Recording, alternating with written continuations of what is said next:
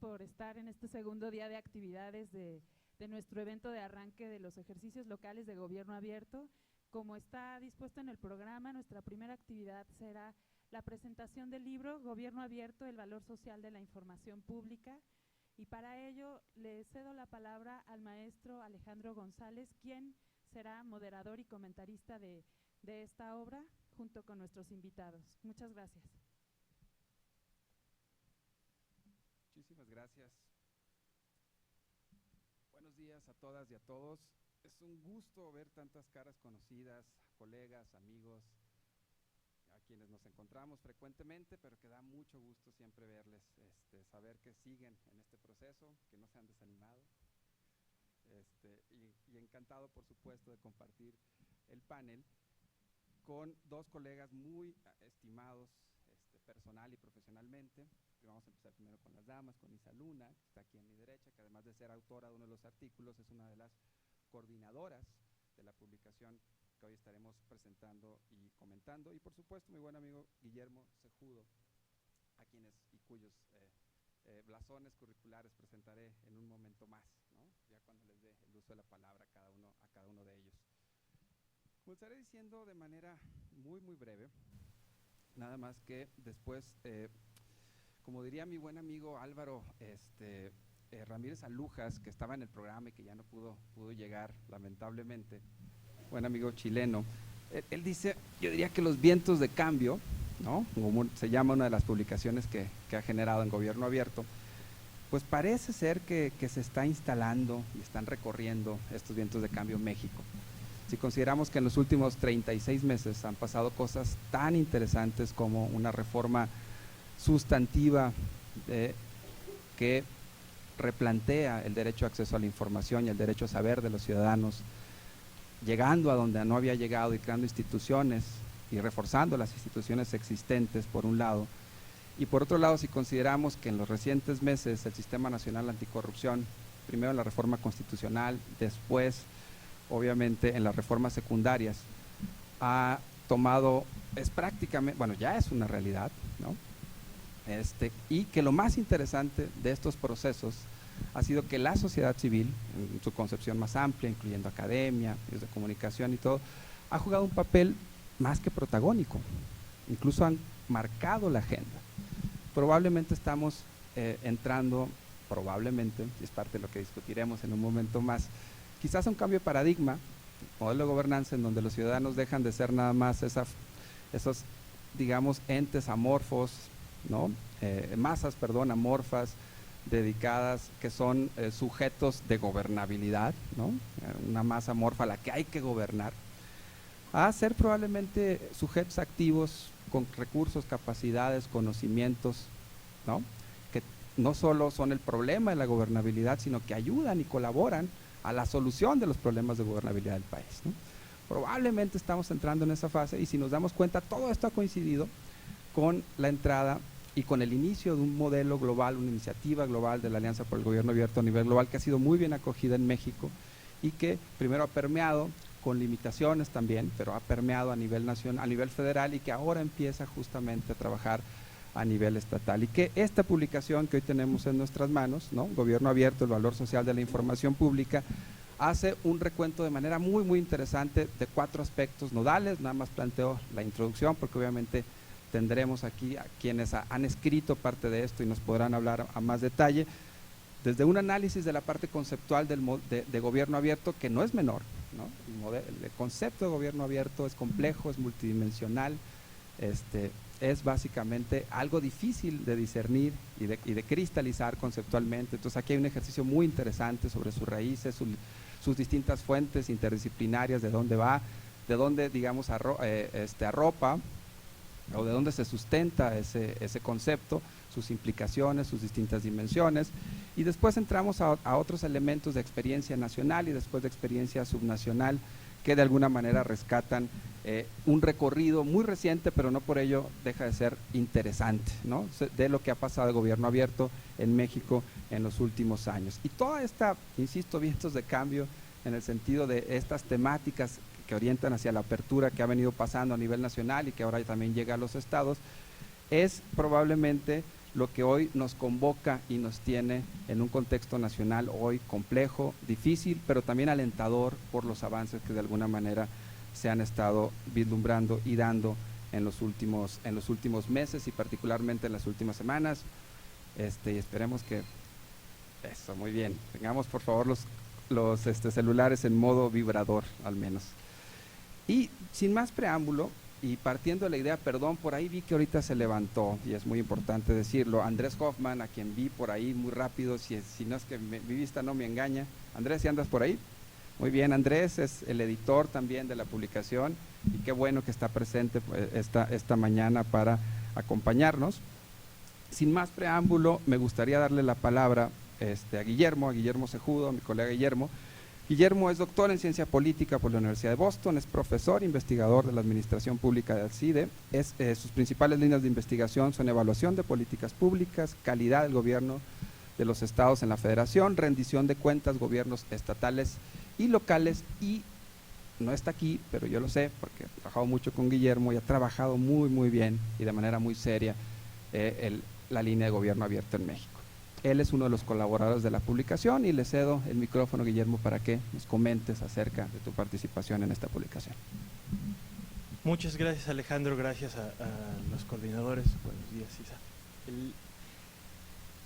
Voy a centrar mis comentarios en lo que creo es uno de los planteamientos más interesantes que están presentes en varios de los capítulos del libro, que es pensar hacia el futuro sobre el legado de gobierno abierto. Cuando Andrés Hoffman, en este papel, yo le diría de capataz más que de editor, se dedicó a perseguir a todos los colaboradores para que entregáramos un documento. Yo preguntaba, ¿para qué otro capítulo de otra publicación sobre gobierno abierto? ¿Qué más nuevo hay que decir? Y lo cierto es que desde el subtítulo, el valor social de la información pública, pero sobre todo viendo el contenido de los capítulos, queda claro que hay una aportación importante, porque el libro arranca con algunas discusiones conceptuales, pero después muy pronto llega a experiencias concretas, a prácticas, algunas más desarrolladas que otras, unas como una promesa, otras ya como una pequeña muestra de lo que el gobierno abierto en funcionamiento puede generar. Y yo creo que esa es precisamente la pregunta que, no solo en la lógica de la presentación de este libro, sino del evento en general que está convocando el INAI estos 2 días, vale la pena que nos plantemos y sobre lo cual el libro arroja algunas sugerencias. Y es cuál es el legado, cuál queremos que sea el legado de la agenda de gobierno abierto en 5, 10, 15 años. Porque yo creo que hay varias opciones, por lo menos 2 muy claras. Van a parecer caricaturas, pero me temo que son reales. Por lo menos una como temor y una como esperanza.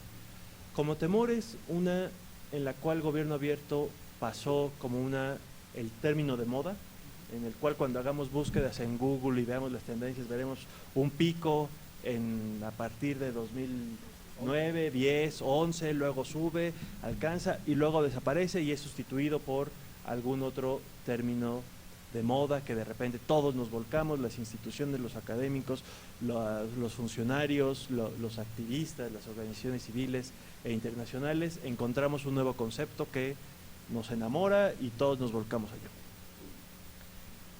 Si eso ocurre, que no sería inviable, puede ocurrir, ha ocurrido con otros conceptos en años pasados,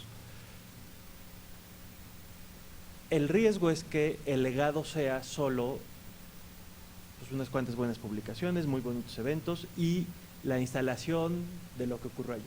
Mesas de trabajo, secretariados o lo que ha ocurrido en el ámbito internacional, que Alejandro conoce muy bien, estas alianzas entre organizaciones sociales, gobiernos, etcétera, que desarrollan compromisos y hasta los cumplen. Yo creo que eso es una gran promesa hoy, pero que si eso es todo lo que ocurre en 10 años, será una agenda de verdadero desaliento y oportunidad perdida. ¿Por qué? Porque la lógica de gobierno abierto, y varias de las contribuciones aquí lo muestran y ejemplifican que es posible, es que lo que nos dicen es, eso es el punto de partida, no es el punto de llegada. El punto de partida es sentar a la mesa a la sociedad, a las instituciones, a los gobiernos, a diseñar compromisos, a plantear agendas. ¿Para qué? Para abrir un camino que pueda ser aprovechado por más y más y más y más. Para abrir un camino del lado de la sociedad civil en la cual nuevos actores que quizá antes no tenían la posibilidad de interlocución puedan intervenir en el gobierno, pero también desde el gobierno que los funcionarios, los gobiernos internalicen las prácticas de gobierno abierto para que si en 10 años ya no le llamamos así, o ya no existen los secretariados, o ya no existen esas reuniones formales, queda un legado de prácticas, rutinas cotidianas de gobierno abierto que permite que cualquier ciudadano, cualquier organización de la sociedad civil que decide acercarse al gobierno a tratar de conocer qué hace o a tratar de incidir en lo que hace, encuentre un camino para activarlo. Creo que ese es el legado que, y aquí lo decía muy bien Alejandro, aquí estamos platicando con los ya convencidos, entonces no hay que decirles por qué es importante el gobierno abierto, creo que lo que decir es qué sería lo importante del legado del gobierno abierto y cuál es entonces la tarea que como comunidad de práctica, como funcionarios, instituciones, académicos deberíamos fijar hacia adelante. En el libro hay varios ejemplos de eso ya en operación. Instancias concretas de iniciativas que una organización civil utiliza información del gobierno para facilitarle la vida a los ciudadanos, para mejorar las comunidades. Un gobierno que decide abrir la toma de decisiones para que más actores incidan, participan y puedan colaborar. Esto me lleva al segundo punto que quiero compartir con ustedes hoy, y es, si esa es la apuesta, si el legado que queremos del gobierno abierto es un gobierno transformado que es efectivamente abierto, no solo en etiqueta, no solo en formas, entonces la siguiente pregunta es, ¿cómo podemos conocer si eso está ocurriendo? ¿Cómo podemos medir y eventualmente evaluar si eso efectivamente está ocurriendo? ¿Por qué? Porque si nos centramos solos en pensar que el índice de éxito del gobierno abierto son la instalación de mesas o de compromisos cumplidos, pues estaremos con la primera lógica, con la idea de que solo el arranque, ya porque arrancamos ya el mundo va a ser en automático. Si en cambio nos planteamos el desafío de medir y evaluar si efectivamente los gobiernos empiezan a transformar la forma en la que cotidianamente interactúan con los ciudadanos, entonces el reto intelectual y práctico es mucho más complejo, pero es lo que efectivamente nos permitirá conocer si eso está ocurriendo. Y entonces sí podríamos tener eso que Isa pedía ayer, evaluación de si esto funciona o no, o cuáles son los efectos del gobierno abierto. Pero primero tenemos que poder medir, analizar y evaluar cómo está cambiando el gobierno, el Estado mexicano, para hablar de nuestro contexto, en términos de su capacidad de abrirse a la población para que cualquier ciudadano pueda conocer lo que hace y cualquier ciudadano pueda incidir en lo que hace. El INAI ahora mismo está, con el CIDE, ha lanzado un primer ejercicio de una métrica de gobierno abierto para precisamente tratar de documentar eso, para tener una línea base de ahora que salen estas iniciativas locales, ahora que hay esta obligación legal de una política de gobierno abierto y ahora que está toda esta agenda pública, como decía Alejandro, con por lo menos noticias esperanzadoras de que algo puede moverse en la agenda de transparencia, de participación, rendición de cuentas, etcétera, pues creo que es muy importante eso que la iniciativa del INAI está ocurriendo, que es ver cómo estamos hoy, oficina por oficina, gobierno por gobierno, ámbito de gobierno por ámbito de gobierno, en términos de la capacidad efectiva que los ciudadanos tienen para conocer la información de sus gobiernos e incidir en las decisiones de sus gobiernos. Eso requeriría evidentemente seguimiento durante varios años para poder ir viendo cómo esto empieza a transformar. Y seguramente encontraremos en el camino diferencias. De repente habrá estados que despegan y que empiezan a tener una realidad distinta en términos de la apertura gubernamental efectiva, y eso será sin duda, esperemos, consecuencia de las decisiones que hoy se están tomando, de las firmas que se hicieron ayer y de los ejercicios que están arrancando. Pero eso será muy importante entonces darle seguimiento e ir conociendo cómo esto va operando. Si eso ocurre, lo que veremos entonces es que gobierno abierto no es una agenda impuesta por organismos internacionales, por una institución nacional o por 3 organizaciones sociales o 2 o 3 académicos, funcionarios o combinación de todo lo anterior, sino que se vuelve una agenda propia de los gobiernos. Y creo que ese es el principal desafío del gobierno abierto, que no para ustedes que son los convencidos, sino para los no convencidos, de repente el gobierno abierto se vuelve una estrategia dominante, déjenme usar esa frase, una forma de relacionarse con sus colegas y con los ciudadanos que es la que conviene, no una que hay que hacer porque ni modo, no me queda de otra, porque ya hay una ley, porque tengo un órgano garante en el Estado que está dando lata, porque hay una presión de la sociedad civil o de los periodistas, sino porque se vuelve una práctica cotidiana que demuestra su valor en términos de la legitimidad que le da al actuar gubernamental y en términos de la facilidad de gestión cuando tienes a los ciudadanos de tu lado.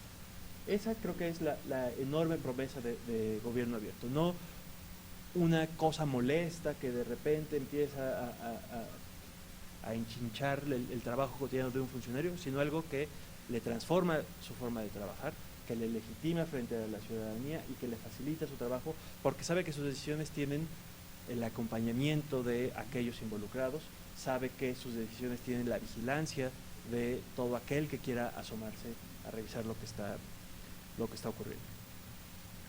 Si eso ocurre, entonces todo este valor social de la información pública, que es el subtítulo del libro, será evidente. Ya no será una agenda superpuesta, no será una promesa abstracta, sino será algo que transforma cotidianamente la vida de los ciudadanos en su relación con los gobiernos y que al final del camino transforma también la forma en la que los propios funcionarios conciben su trabajo de manera regular. Muchísimas gracias, Guillermo.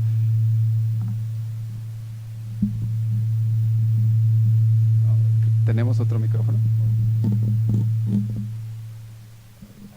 Parece que ya. Perfecto, muchísimas gracias. Gracias, Guillermo, por ponernos el horizonte de gobierno abierto. No solo en términos concretos de lo que debería estar pasando en México, pero de lo que el movimiento gobierno abierto a nivel global tiene que dejar. Realmente es un cambio cultural y un cambio de paradigma en la gestión y en el abordaje de los asuntos públicos desde la perspectiva del gobierno, donde la resolución de los problemas públicos reconozca, insisto, que hay más actuar que el del gobierno y que hay recursos, capacidades, conocimientos y a veces control necesario afuera del Estado que se requiere para resolver problemas públicos, ¿no? Y esa modalidad, ese cambio, perdón, en el chip de la gestión de los problemas públicos es justamente el horizonte al que está llamado gobierno abierto, en caso de que los que estemos aquí más los otros que están allá afuera hagamos las cosas correctas, ¿no? En el momento correcto, justamente con los recursos correctos, con las actuaciones correctas. Isa, por favor, coméntanos un poco sobre tu colaboración, sobre aquellos aspectos que consideres que quisieras destacar de esta publicación. Pues muy buenos días. Primero, muchas gracias al comisionado Joel Salas por la invitación y de verdad le felicito no solo por este evento, sino por todo el trabajo que ha estado haciendo, llevando y conduciendo esta política pública, porque quienes estuvimos en la plática de ayer le compramos la idea a Guillermo Cejudo de que es una política pública, por lo menos yo sí se la compré, y de verdad felicito a Joel y le agradezco por haber accedido a escribir en esta obra y a contarnos la experiencia personal de este viaje en su trabajo. La obra la coordinamos 3 colegas muy estrechamente que trabajamos todo el año. José Antonio Bojorquez Pérez Nieto y Andrés Hoffman habían hecho un libro anteriormente y la idea de este libro era darle seguimiento a esos estudios. Yo me sumé solo para hacer eso. Yo no escribí en esta obra intencionalmente porque no hay, conceptualmente, como ya habíamos dicho, pues no hay demasiado que decir sobre este tema. El día de ayer dijimos algunas ideas de cómo conceptualmente podríamos enredarnos aún más en esta maraña, por lo que para mí esta obra tiene un valor importantísimo y mi capítulo favorito son los 3 casos de información pública. Y ese es, como dice Guillermo Cejudo, pues ese es el legado que puede dejar el gobierno abierto. La idea de gobierno abierto se puede diluir, pero estos 3 sistemas, estos 3 análisis de datos, estos 3 sistemas se quedan como un servicio público vigente, pase lo que pase, porque ya funcionan estos 3 casos. Andrés Hoffman los encontró, hizo el gran labor de rescatar estos 3 casos y de verdad que son mis favoritos porque gracias a que Eduardo Bojorquez, Mariana Flores y Rafael García escribieron el texto de Gobierno Abierto, de los derechohabientes del IMSS y la calidad de sus guarderías, gracias a que Manuel Guadarrama escribió el impacto social de Mejora tu Escuela y que desde la Estrategia Nacional Digital escribe Ania Calderón Mariscal y Gabriel Rivera el tema de datos para reducir la mortalidad materna. Ahí vemos reflejado ese valor social. La idea del valor social sale del texto de Rafa Valenzuela y José Antonio Bojorquez, que dicen, bueno, pues si vamos a hacer todas estas grandes estrategias de gobierno, pues lo que tendrá que tener esa información a la hora de transformarla, a la hora de sacarla de los gobiernos y transformarla, es que tenga un valor social. Porque eso es lo que quieren los gobiernos y eso es lo que quiere la sociedad civil y eso es lo que queremos los que vamos a usar esos sistemas, que tenga un valor útil. Y estos 3 casos que encontró Hoffman y que afortunadamente los pudimos difundir porque tienen un valor social importantísimo, son eso, crearon un servicio público. En el caso del IMSS y las guarderías, crearon un servicio público único y especial que lleva años construyéndose con bases y bases de datos, con análisis, con muchos recursos, con mucha colaboración entre la sociedad civil, las instituciones y los papás de los niños que están en las guarderías, y que realmente es un ejemplo de colaboración, coedición, lo que quieran, todo aquí está bien reflejado la idea de gobierno abierto en un sistema que ustedes se meten en internet ahorita y lo encuentran para conocer la calidad y cómo se puede mejorar las guarderías en México. Este sistema lleva muchos años, hay varias ediciones de este sistema y de las últimas, pues ya no solamente es cuáles son los datos que se arrojan para mejorar la escuela, sino que además se ha convertido, como nos lo dicen los autores aquí, pues en un foro de discusión entre los padres de familia y las autoridades de las escuelas para saber por qué no están funcionando las guarderías, ¿no? Entonces, creo que definitivamente este caso es un caso importantísimo, se ejemplifica cuáles son los contextos en los que pueden funcionar las estrategias de gobierno abierto y nos da muchas lecciones para entender pues qué se necesita, y en eso me centro y con eso termino. ¿Qué se necesita para que los casos exitosos surjan, para que tengamos estos casos exitosos? Sí se necesita mucha colaboración y disponibilidad de los gobiernos, ¿no? El IMSS en este caso, la Secretaría de Educación Pública tuvieron en los dos textos, pues nos muestra que tuvieron una disposición muy importante de abrir bases de datos y decirle a la sociedad civil, háganlo ustedes, nos va a beneficiar incluso en el trabajo que hacemos como autoridad, porque nos va a dar mucha más información y más elementos para saber cómo está funcionando nuestra propia política y qué podemos hacer. Se necesita, sin duda, y esto hay que decirlo aquí y en todos los foros en los que se pueda, una sociedad civil empoderada de recursos. Para hacer efectivamente el trabajo de analizar los datos y usar las bases de datos y hacer un sistema, hacer sistemas y producir algo nuevo, se necesitan muchos recursos. Los casos que pusimos aquí son casos bien caros, o sea, no son casos que cualquier sociedad civil con 3 pesos y con mucha voluntad los puede lograr, son casos bien caros en los que se requieren muchos años de personal, muchos años de tecnología y de software para estarlos haciendo. Pero yo creo que esos son los casos más valiosos y que al final van a perdurar más. Así que no solo estamos viendo en este libro una necesidad de un cambio de actitud del gobierno, sino además una necesidad de cambio de actitud de la sociedad civil. Una sociedad civil, como decía Alejandro, que no solamente está para reaccionar, está para hacer trabajo, para activarse, para darle también servicios a la sociedad, para generar un bien público que no existía, y nos proyecta una sociedad civil que no solo está actuando reaccionariamente, está siendo muy especializada, con mucho conocimiento de los problemas sociales, ofreciendo respuestas justo en el nicho en donde las políticas no llegan y ellos sí las pueden cubrir. Ese tipo de sociedad civil creo que es un gran, pues ya un gran legado del gobierno abierto que ahorita podemos cantar, cacaraquear, felicitarnos y decir esas son las que tenemos que apoyar, y ese tipo de sociedad civil nos hace muy bien en el país, ¿no? Pero va a necesitar muchos recursos como se ponen en este ejemplo. Este libro, en la edición que ustedes tienen en sus manos, es solamente una, porque hay una edición que originalmente se publicó en internet, y después el Instituto de Investigaciones Jurídicas hizo una revisión de esa versión en internet, que fue muy rápida y que la verdad la sacamos, Andrés no me dejará mentir, la sacamos contra viento y marea, para poderla presentar en octubre en la cumbre, pero pues es una versión que nosotros editorialmente llamamos de autores, es decir, tiene varios errores, y esa es la versión que el INAI imprime y que ustedes tienen en sus manos. La versión revisada editorialmente es la del Instituto de Investigaciones Jurídicas, que está publicada por el instituto y que también está disponible en internet.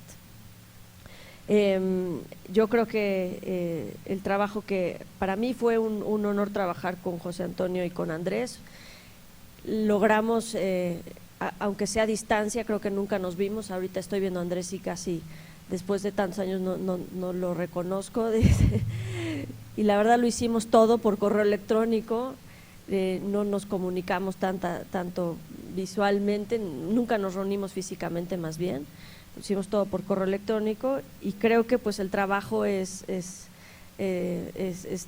ve muy útil, y creo que puede utilizarse también como una memoria de cuál es la situación, una fotografía de cómo está la situación en México al día de hoy. Muchas gracias, Alejandro. Por el contrario, Isa, muy bien. Muy bien. Gracias, Isa, por plantearnos los 2 requisitos básicos que yo creo que, y concuerdo contigo, debe de tener cualquier iniciativa de gobierno abierto para ser exitosa. No solo voluntad, ¿no?, sino también capacidades, y capacidades de diferentes tipos. Y en ambos lados, para bailar se requieren 2, ¿no?, al menos. Y tanto sociedad civil como gobierno deben de tener las capacidades adecuadas justamente para poder avanzar en esta agenda. Y un comentario muy rápido respecto al caso que está aquí reflejado, y del IMSS. Si bien es cierto que retoma de manera muy adecuada y ejemplifica de manera muy adecuada lo que es un ejercicio muy concreto de gobierno abierto, una práctica muy concreta de gobierno abierto, hay que recordar el origen de esta iniciativa. Colegas de Sonora lo saben muy bien, lo discutimos muchísimo Eduardo y yo en su momento, varios de los colegas que teníamos, cómo responder ante una tragedia como la de la guardería ABC, y cómo eventualmente el gobierno abierto y las prácticas de gobierno abierto y este modelo y esta plataforma pueden darnos herramientas para justamente no solo canalizar el descontento social, ¿no?, sino canalizarlo de manera positiva y constructiva para generar algo, un valor un bien público que antes no existía y que permite resolver un problema público que se tradujo eventualmente en la muerte de una gran cantidad de niños totalmente injustificada e inaceptable, ¿no? Eso es eventualmente el gobierno abierto y ese es el potencial del gobierno abierto, ¿no? De eso se trata esto, ¿sí? Cómo de manera constructiva esta plataforma puede ayudar justamente a movernos hacia adelante y no quedarnos en donde estamos hoy, ¿no? A partir de lo que estamos sintiendo y pensando. Y bueno, yo quisiera abrir el micrófono para comentarios justamente de parte de ustedes, preguntas, comentarios. Aquí tenemos a gente experta en este tema sobre lo que ustedes consideren pertinente y necesario que discutamos en los próximos 10 minutos sobre la publicación y o sobre gobierno abierto. Más que encantados, lo hacemos si quieren. Me dijo cómo va a ser a micrófono abierto, con preguntas. Yo les pediría nada más dos cosas. La primera, que sean, si es pregunta o comentario, que sea muy concreto, ¿no? Para que podamos dar tiempo para la discusión y en caso de que vaya dirigido a alguien, mencionarlo de manera directa, ¿no? Adelante, por allá hay micrófonos, encantados.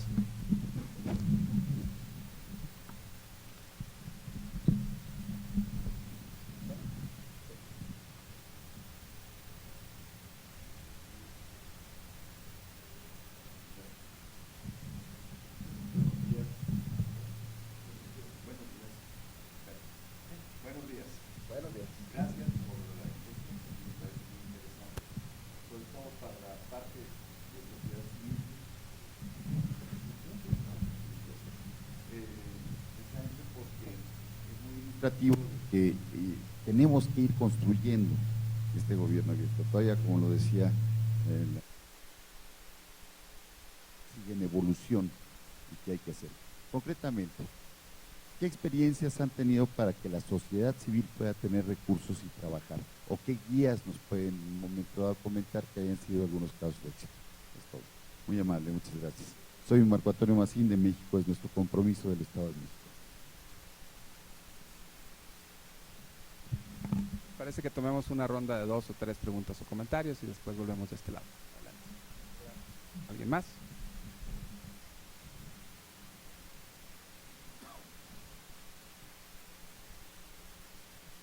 Buenos días, mi nombre es Gabriel Montiel, vengo de la Fundación Ciudadana para el Desarrollo Integral de Michoacán.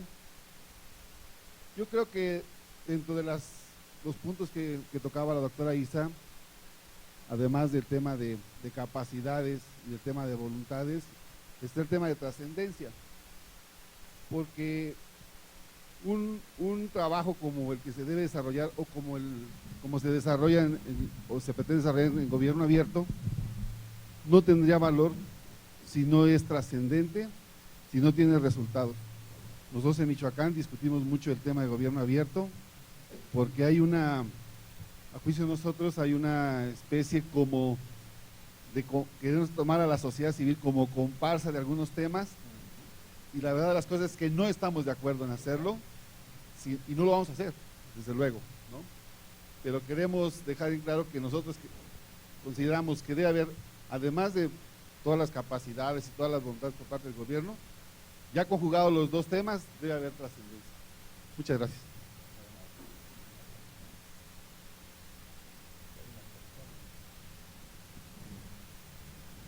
En caso de haber que ponderar un proyecto que decías que tenía que haber colaboración y disponibilidad por parte de las instituciones de gobierno, digamos que podemos tener un proyecto donde haya la disponibilidad pero no tenga tanta trascendencia, y donde el proyecto que tenga demasiada trascendencia, a lo mejor no hay disponibilidad, te vas a enfrentar en eso, pues ¿cuál agarro? ¿Qué tomo? ¿Qué es lo que tomo de las dos? Porque a lo mejor no se van a conjugar nunca las dos al mismo tiempo, ¿no?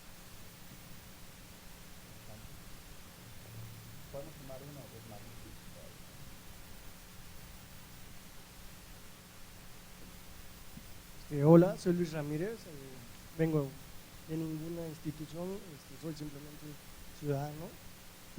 Mi pregunta aquí sería, con su experiencia, ¿qué recomendación nos darían a nosotros que vamos a empezar los ejercicios para poder llegar a acuerdos entre los demás participantes en el ejercicio de gobierno abierto, para que lograr evitar esas discrepancias y todas esas tipos de cosas?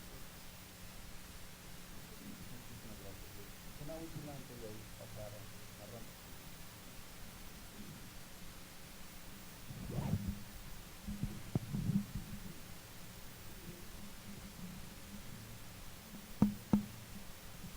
Buenos días, soy Norma de Iniciativa Sinaloa. Platicando con algunos colegas de otros estados, quisiera preguntarles su opinión a los ponentes sobre el hecho de que los mecanismos estatales se estén iniciando o arrancando sin convocatorias abiertas a la sociedad, es decir, designados desde los órganos o congresos o poderes que se involucran, digamos que eligiendo ellos directamente quienes quieren que estén. Muy bien. Tenemos una última y ahí cerramos. Por favor, esta ronda. Buenos días, soy Adrián del Arenal de Pachuca, Hidalgo. Bueno, acaban de mencionar que cómo se puede financiar las organizaciones de la sociedad civil para participar. Yo creo que el dinero siempre ha pervertido. Yo creo que como ciudadano debo de aportarlo, con mi calidad de ciudadano debo de aportar en ayudar, en criticar, en decir, sin que haya de por medio pago o recurso alguno, porque es precisamente lo que pasa con los gobiernos. Cuando hay dinero, empieza a pervertir. Yo recuerdo ahora que hablaron de la guardería, hace 5 o 6 años un conocido de Pachuca me invitó a poner una guardería. Es un gran negocio. Nada más necesitas tener una casa, unas sillas, unos sillones y ya, y te dan 2,000 pesos por niño al mes. Y ya le empiezan a ver negocio a todo, ¿no? Yo creo que como ciudadanos tenemos que mantener nuestra calidad de ciudadanos, aportando y apoyando y criticando, para que no haya ese hilito que finalmente muchas veces lo jalan o lo condicionan a uno. Seamos libres, seamos independientes y mantengamos eso si queremos tener la capacidad y la calidad ciudadana para poder criticar y señalar las cosas como deben de ser. Es mi comentario, muchas gracias. Muchísimas gracias, Adrián. Vamos a abrir un breve espacio para comentarios tanto de Guillermo como de Isa, varios temas puestos en la mesa, desde casos de éxitos, desde los riesgos de simulación en el gobierno abierto, desde los riesgos de practicar gobierno abierto sin apertura, ¿no? En términos de las convocatorias a nivel local, en fin, varios temas que están sobre la mesa. Obviamente ninguna de las preguntas iba dirigida para alguien en particular, entonces Guillermo, Isa, empezamos si quieres contigo, o Guillermo, bueno, vamos primero con Guillermo. Lo que te sientas cómodo, adelante. Muchas gracias. Yo creo que hay un elemento común a varias de las preguntas y en ese me quiero concentrar. Y es, ¿cuál es el valor, el principal recurso y la principal responsabilidad de las organizaciones civiles que participan en estos ejercicios de gobierno abierto? Y yo diría 3 cosas. La primera es, lo más importante es la perspectiva ciudadana que aporta, en varios sentidos, con la autonomía que eso significa, lo cual quiere decir que sí, efectivamente hay un equilibrio complicadísimo en cómo colaboro en una decisión, cómo aporto mis ideas, pero no me vuelvo en automático legitimador de las decisiones que inevitablemente siempre serán decisiones de la autoridad pública. También quiere decir cómo le hago para entender que el responsable de la decisión es la autoridad pública y que me escuchará, pero que no delegará, porque no es la lógica de esto, a un ciudadano, a una organización, la responsabilidad de decidir, porque quien tiene la responsabilidad, quien debe rendir cuentas es el funcionario, el gobierno. Ahí hay un equilibrio importantísimo. Un segundo equilibrio es, que también es muy complicado, es cómo cualquier organización llega con una agenda y está invitada, convocada, seleccionada por el tema en el que participa la organización que trabaja con jóvenes, con agua, con industrias extractivas o con derechos humanos. Cada una de ellas lleva una agenda y es muy importante que esa agenda se refleje en los espacios de interacción que se construyen con el gobierno. Pero eso no quiere decir que debe entrarse con una vocación monopólica para decir, es que esta es la agenda que si no está reflejada en los compromisos, si no se traduce en automático, entonces deslegitimo, me hago para atrás. ¿Por qué? Porque importa la perspectiva ciudadana, importa la agenda, pero la razón central de la convocatoria, por la que se hace una convocatoria, es para que haya voces ciudadanas que deben tener inevitablemente cierta posibilidad de reflejar la diversidad de agendas y preferencias de las personas. Es decir, si está una organización que se siente solo representante de su agenda, de sus miembros, estaremos inevitablemente sesgando la participación y entonces la posibilidad de representatividad y legitimidad de sus participantes y del ejercicio en su conjunto estará inevitablemente mermada. Y la tercera, y creo que esa conecta con por lo menos las tres últimas. Estar sentado en esa mesa es quizá la responsabilidad más compleja, es abrir la posibilidad de que en ejercicios sucesivos y cuando no hay ejercicios haya más oportunidades para que otras organizaciones y otros ciudadanos interactúen. Si para volver a la lógica de los legados, si 3 años después siguen siendo las mismas organizaciones con los mismos temas, quiere decir que el ejercicio fue un fracaso. Si 3 años después hay organizaciones renovadas y sobre todo hay espacios nuevos que no son necesariamente esa mesa en la cual un ciudadano, una organización puede incidir, participar, conocer, involucrarse, entonces sí será una agenda que habrá mostrado el potencial verdaderamente transformador, no como un ejercicio aislado, sino como la semilla que detona la posibilidad de más y más y más espacios de interacción entre gobiernos y ciudadanos. Muchas gracias, Guillermo. Isa. A ver, poniéndome del lado de las organizaciones, el análisis que hay que hacer aquí es que todos los que se sientan en la mesa tienen algo que ganar y tienen algo que perder. Por eso lo que decías de que es de la trascendencia es clave en esto, ¿no? Las organizaciones que se sientan ahí o los ciudadanos que en lo personal se sientan ahí en esas mesas pueden perder su tiempo, que es muy valioso y muy costoso, pueden perder su legitimidad y estar ahí legitimando actos que no están interesados en hacerlo. Eso en el caso de que son ciudadanos y ciudadanas y organizaciones éticas y confiables, ¿no? Porque también existen los casos en los que irán ciudadanas y ciudadanos pues a sacar alguna ganancia de ese ejercicio, ¿no?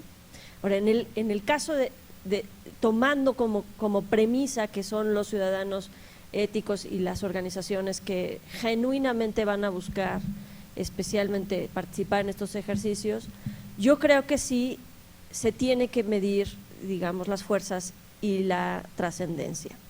Cuando yo hablaba de que estos ejercicios son caros para las organizaciones de la sociedad civil, me refería a que son caros en el sentido de que estos dos que nosotros tomamos en los libros tienen muchos recursos detrás porque el software, la información que tienen, el análisis y la contratación de las personas año con año son recursos, ¿no?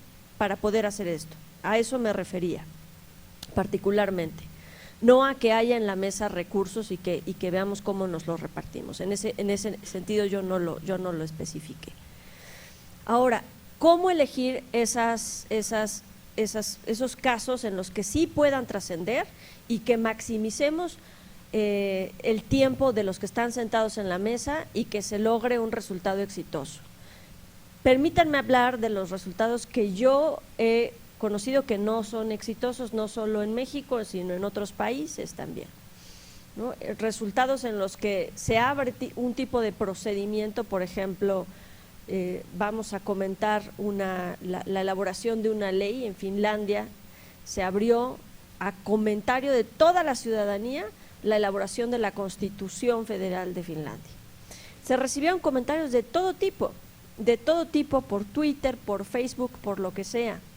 Póngale a la Constitución que se prohíba que la gente ande en la calle fumando y tomando alcohol en las noches. Pónganle la Constitución que nos garanticen el acceso al Internet. Pónganle la Constitución que va a haber una autonomía de poderes y que no va a haber una invasión. Así de diversos eran los comentarios, unos más especializados, unos con más impacto jurídico y otros que es muy difícil impactarlos jurídicamente. El ejercicio solamente sirvió en Finlandia para decir, híjole, qué bueno que la gente está interesada en elaborar la Constitución, pero se cierra la mesa y la vamos a acabar haciendo los mismos legisladores, pues porque hay propuestas ahí que no se pueden completar y no se pueden meter en una constitución, ¿no? Otro ejercicio complicado que resultó y que llamó la atención del Economist en el 2006, esta revista del Economist documentó que el Congreso de California, del Estado de California en Estados Unidos, legisló la iniciativa ciudadana y que abrió una convocatoria muy grande para que todas las ciudadanos y ciudadanos metieran sus iniciativas al Congreso. Ese año el Congreso no aprobó una sola ley, porque estuvo paralizado, derivado de todas las iniciativas y el entusiasmo de la población por mandarle una nueva ley al Congreso, y el Congreso no pudo tener capacidades para estudiarla y analizarla.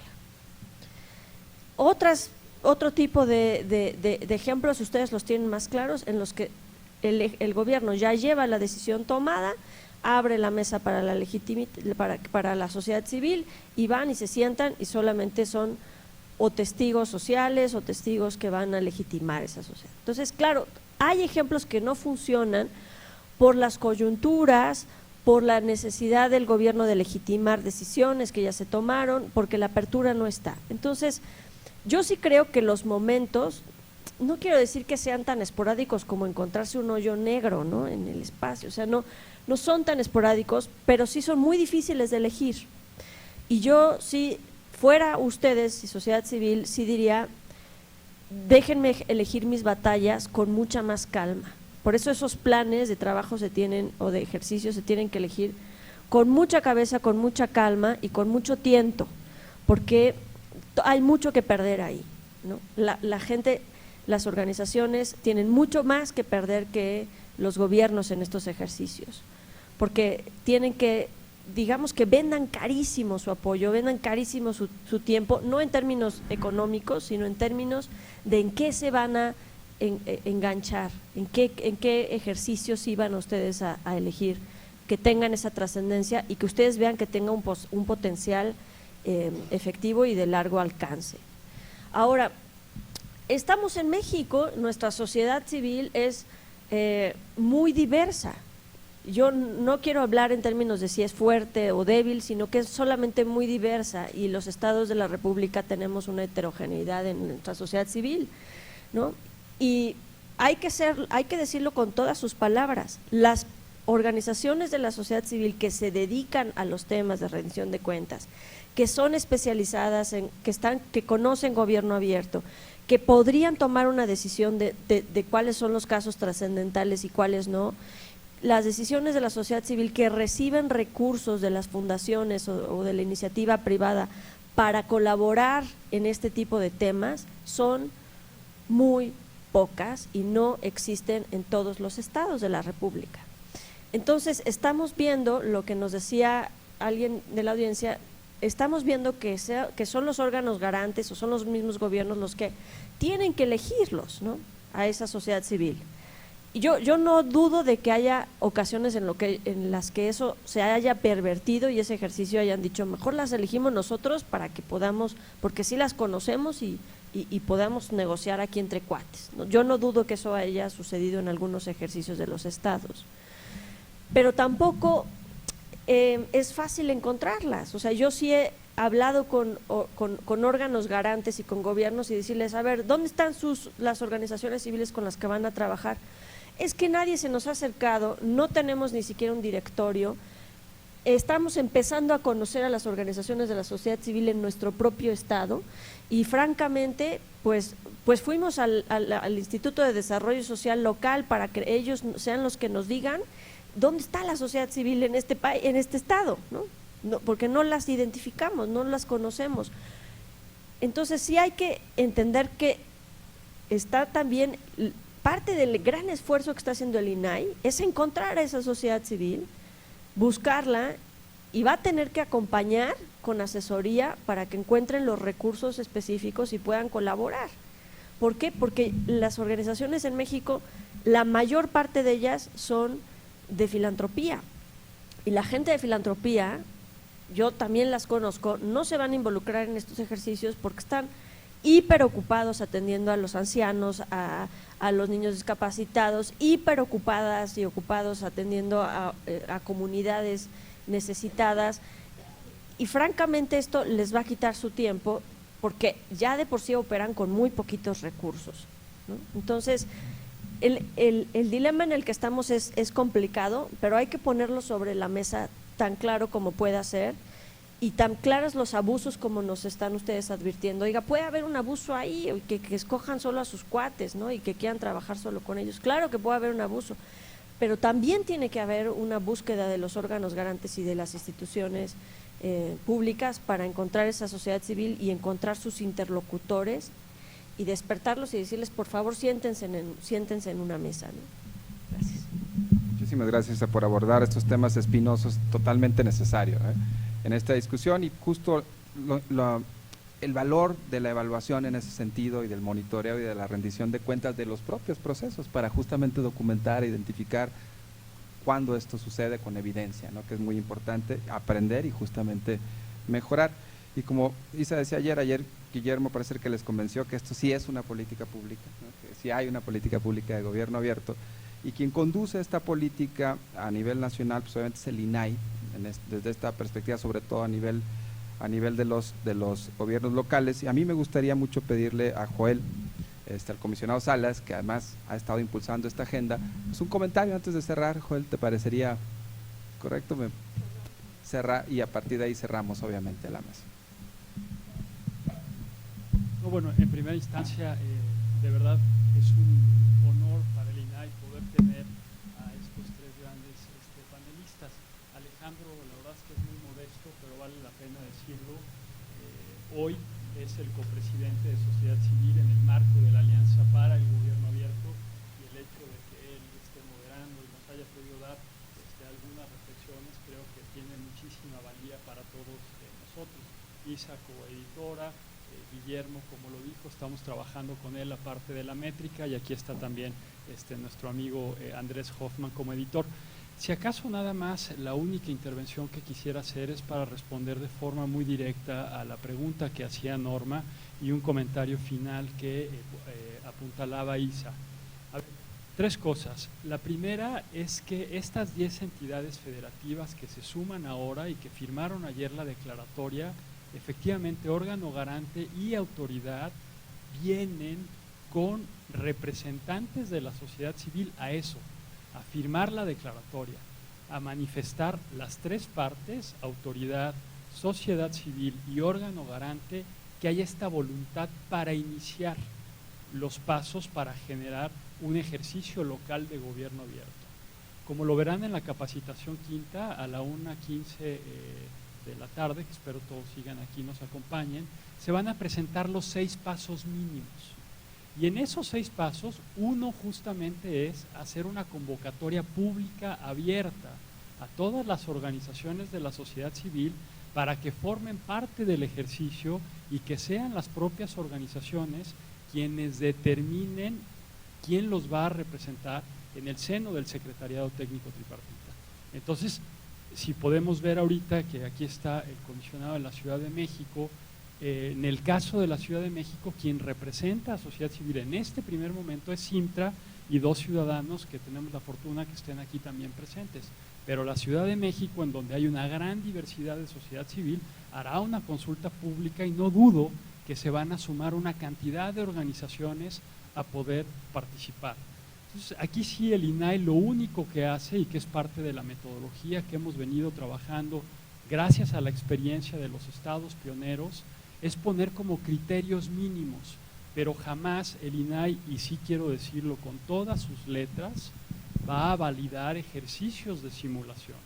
Nos pasó con un estado en donde respetuosamente y bajo esta lógica federalista que comentábamos ayer, pusimos énfasis que estaba contraviniendo el principio de hacer una convocatoria pública abierta y no pudimos continuar el ejercicio local con este estado. Entonces sí es fundamental que exista un piso mínimo, dado que, y ahí yo creo que Alejandro más que nadie nos podría decir, por el momento no hay criterios de elegibilidad claramente definidos para lo subnacional, es una discusión que apenas está ahorita en el seno del Comité Directivo de la Alianza para el Gobierno Abierto, es que el INAI está impulsando a partir de lo que recabamos de mejores prácticas a nivel internacional y hoy ya en función de lo que establece el 59 de la Ley General, algunos criterios mínimos que tienen que seguir todos los ejercicios. Y la postura del INAI ahí sí es muy clara. Si no se siguen ciertas reglas mínimas que se desprenden de la declaratoria que firmaron ayer cada una de las 10 entidades federativas que se incorporan, pues el INAI no puede acompañar este ejercicio.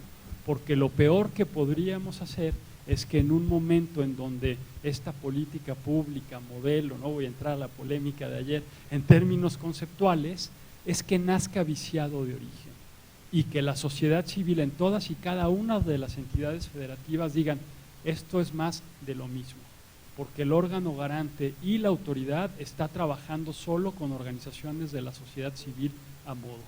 Entonces lo único que nosotros hacemos, y desde esta competencia que tenemos, es tratar de asegurar que esos criterios mínimos que están definidos se sigan.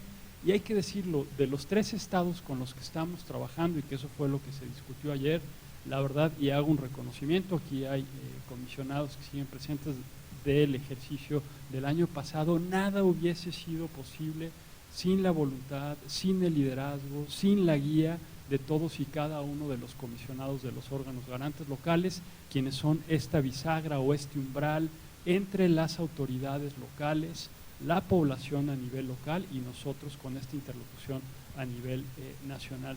No quería dejar pasar esta oportunidad de hacer esa precisión porque creo que no es un tema menor.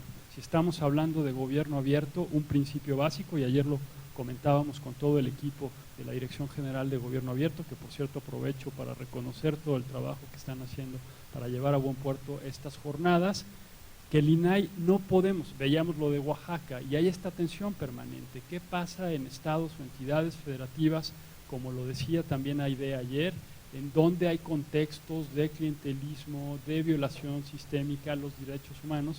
Y es ahí donde tiene el gran potencial los ejercicios locales. También creo que Aide lo decía, ¿cómo hacemos para en el buen sentido, y José Carlos de Escandia de Oaxaca, cómo hacemos en el buen sentido de la palabra para potenciar los temas sustantivos en el ámbito local? Y creo que Alonso Cerdán también ponía el dedo en la llaga. Solo el 11% de los compromisos de la región latinoamericana son compromisos ambiciosos.